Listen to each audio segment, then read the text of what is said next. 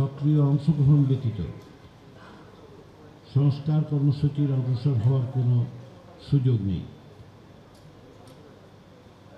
জাতীয় ঐকমত্য কমিশন ফেব্রুয়ারি মাসের মাঝামাঝি নিয়োগ হওয়ার পর থেকে আমাদেরকে নির্ধারিত সময় দেওয়া হয়েছে 6 মাস। সেই 6 মাসের প্রায় মাঝামাঝি সময় আমরা উপস্থিত। এই সময়ে আমরা বিভিন্নভাবেই প্রতিবেদনগুলো প্রকাশ করা ছাড়াও রাজনৈতিক দলগুলোর কাছে আমরা সারসংক্ষেপ এবং বিভিন্ন গুরুত্বপূর্ণ সুপারিশগুলো নিয়ে যোগাযোগ করেছি। তারা তাদের মতামত দিয়েছেন এবং তার ভিত্তিতে প্রাথমিক পর্যায়ে আমরা 33টি রাজনৈতিক দলের সাথে প্রায় 2 মাস ধরে আলোচনা করেছি। আমাদের লক্ষ্যটি ছিল যে আমরা রাজনৈতিক দলগুলোর পক্ষ থেকে কী মতামত আসে, প্রত্যেকটা আলাদা আলাদা করে রাজনৈতিক দল এবং জোটের সঙ্গে আমরা কথা বলেছি। তাতে করে আমাদের দলগতভাবে রাজনৈতিক দলগুলোর অবস্থান আমরা জানতে পেরেছি। সেখানে কিছু বিষয়ে ঐক্যমত হয়েছে, কিছু গুরুত্বপূর্ণ বিষয়ে, কিছু মৌলিক বিষয়ে যেমন ঐক্যমত হয়েছে, তেমন কিছু গুরুত্বপূর্ণ এবং মৌলিক বিষয়ে একমত এখন পর্যন্ত তৈরি হয়নি। রাজনৈতিক দলগুলো রাজনৈতিক আদর্শিক অবস্থানের কারণে নিঃসন্দেহে মত পার্থক্য থাকবে, সব বিষয়ে ঐক্যমত প্রতিষ্ঠা করা সম্ভব হবে না, এটা হচ্ছে বাস্তবতা। কিন্তু পাশাপাশি আমরা নাগরিক সমাজের চিন্তাভাবনাগুলিকেও গুরুত্বপূর্ণ বিবেচনা করে আজকে আমরা এখানে আপনাদেরকে অনুরোধ জানিয়েছি এবং এই আলোচনার মধ্য দিয়ে আমরা আপনাদের দৃষ্টিভঙ্গিটা, আমাদের ব্যাপারে, আমাদের কার্যক্রমের ব্যাপারে আপনাদের পরামর্শ, ভবিষ্যৎ আগামী 3 মাসের কাজের ক্ষেত্রে বিশেষত আমাদের লক্ষ্য হচ্ছে একটি জাতীয় সনদ তৈরি করা, যেসব বিষয়ে রাজনৈতিক দলগুলোর মধ্যে, রাজনৈতিক শক্তিগুলোর মধ্যে এক ধরনের ঐকমত্য প্রতিষ্ঠিত হবে।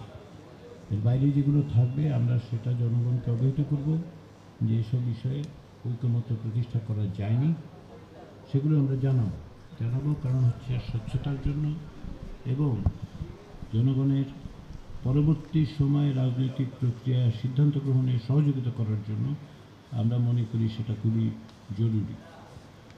সেই বিবেচনার থেকেই আমরা এখন পর্যন্ত অগ্রসর হচ্ছি এবং সেই ক্ষেত্রে আপনাদের মতামত এবং পরামর্শ আমাদেরকে সাহায্য করবে এবং আমরা চেষ্টা করব যে জাতীয় সনদ তৈরি হচ্ছে তার পাশাপাশি যে প্রতিবেদন আমরা তৈরি করতে চাই সেখানে যেন এই মতামতগুলো প্রতিফলিত হয়।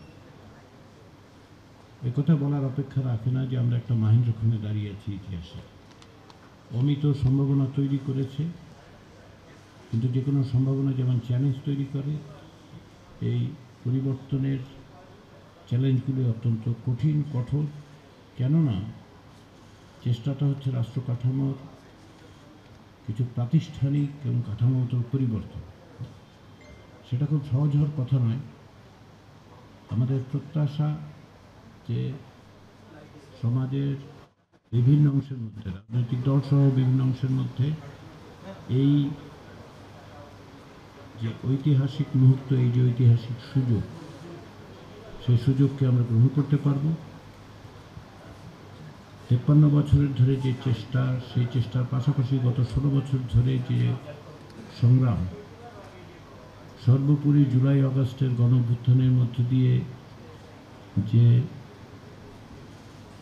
রক্তপাত, প্রাণনাশ, মানুষের আত্মদান, সেগুলোর কাছে আমাদের দায় আছে, আমাদের দায়িত্ব আছে, আমাদের প্রত্যেকের। সেই দায় এবং দায়িত্বের জায়গা থেকেই আমরা আশা করি যে সকলেই তাদের নিজস্ব জায়গা থেকে এই কাঠামোগত পরিবর্তনগুলো যতটা অর্জন করা সম্ভব সেই জন্য সক্রিয় থাকবেন। সেই আশার থেকেই আমাদের এই আলোচনা এবং আমরা আশা করি যে আপনাদের মতামতগুলো আমাদেরকে সাহায্য সহযোগিতা করবে।